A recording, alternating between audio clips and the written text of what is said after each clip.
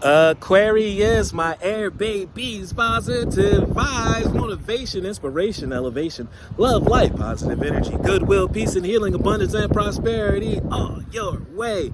Please like, share, comment, and subscribe. If this page has been a blessing to you, check out my link tree. Link is in the bio. I do have some special treats there for you. Your word of the day is choice.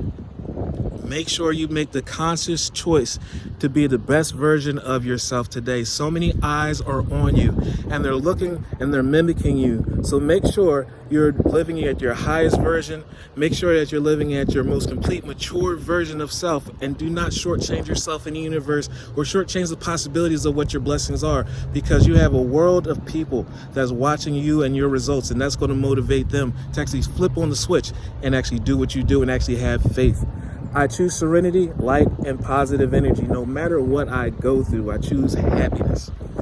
I rise above all fear, because fear fears you. You look in an eye, I guarantee it runs the other way, and you're on your way to prosperity in your journey, because fear wants you to stop, and we do one thing and we keep on going. We do not stop. We've come too far to stop now.